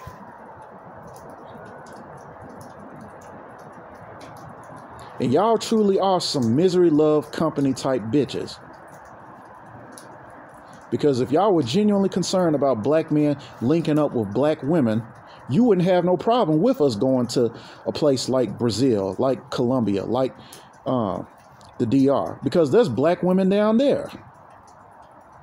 And they are way more fit, feminine, and friendlier than your ass ever would, could, and ever would be. You up here looking like a Michelin man, like the Marshmallow Man off Ghostbusters. They up here down there, Brazilian women, black Brazilian women, looking way better, outshining some of America's best top models from Miami. So what you think we gonna do? Come on now, don't you ever disrespect me like that. By the way, don't you ever disrespect me looking like the Michelin Man and looking like the Marshmallow Man, thinking that the black man is going to want to have anything to do with you. Don't you ever disrespect me like that.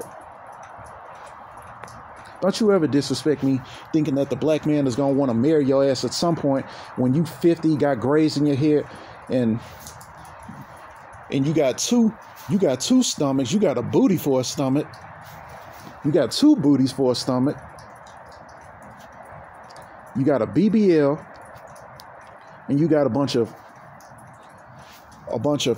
wanton, unruly, basically baby's kids, thinking that the black man is gonna want to have something to do with that, any of that, much less you. Don't you ever disrespect me like that. Fuck is wrong with you?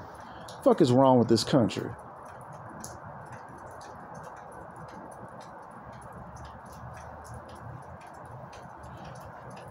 Kamala, don't you ever disrespect me thinking that you were supposed to win some presidential election, but with a bunch of minstrels, with a bunch of she-bone minstrels getting up on your candidacy twerking. Don't you ever disrespect it. I mean, turning into a whole clown show.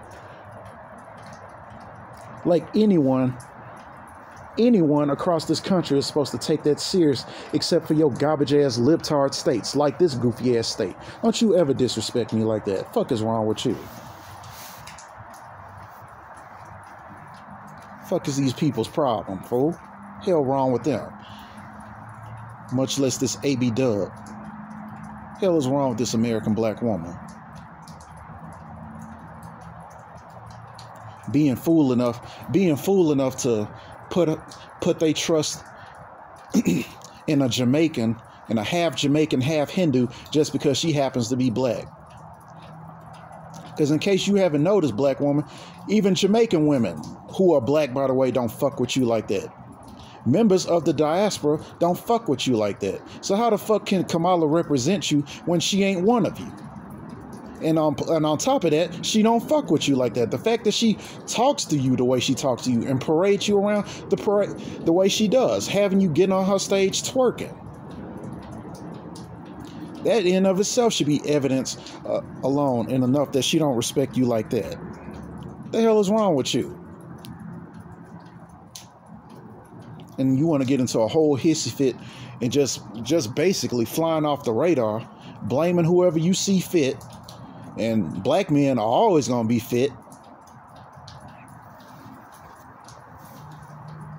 Now that you want to rant and rove about Kamala not getting in, a goofy goblin, green goblin looking ass bitch who at the end of the day don't even give a flying fuck about you like that.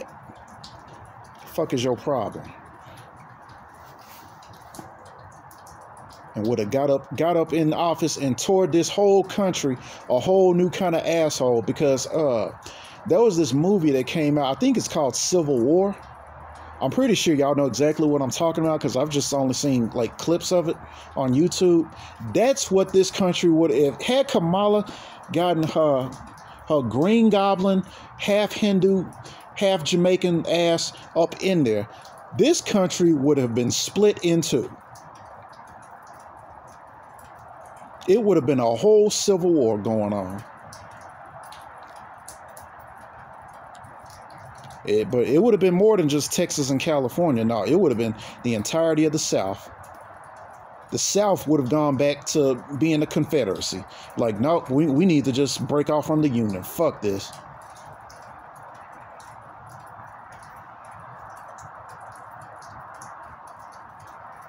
And what that meant, what that would have meant for the Negro, it probably goes without saying. Them niggas probably would have been back on the plantation again.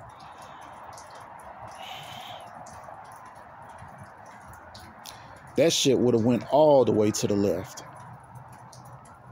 And the name of the game is to prevent war instead of inciting it and insinuating it, instigating it, creating conditions that would lead to war or continuation thereof.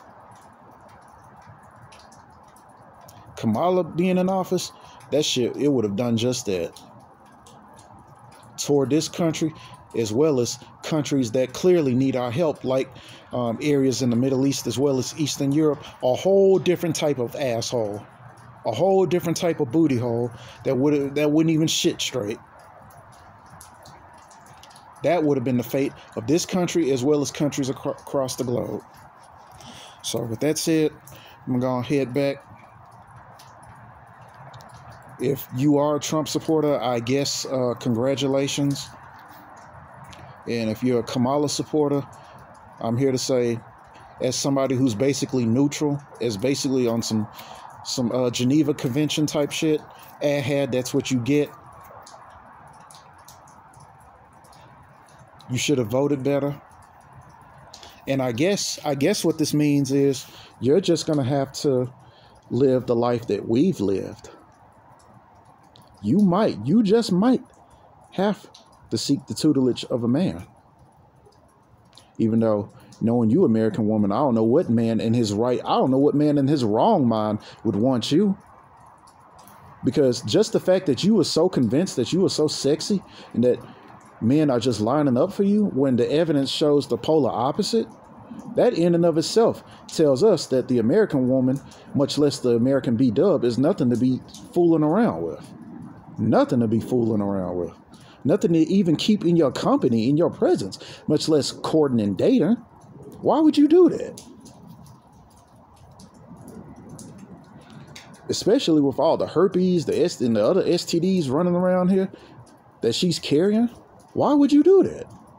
With all the bastard kids that she's running around carrying, with the abortions that she's had under her belt. Why would any insane man want to do that?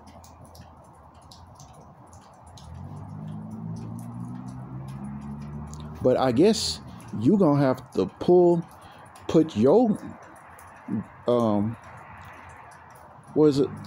meal to the grindstone, just as we've been doing. Is, hey, for me, I don't know about you, but for me, as early as 16. I've been doing it, and I'm 39. I guess that's what that means for you. I guess that means you're not going to be able to rely on your EBT and Section 8 welfare housing as much.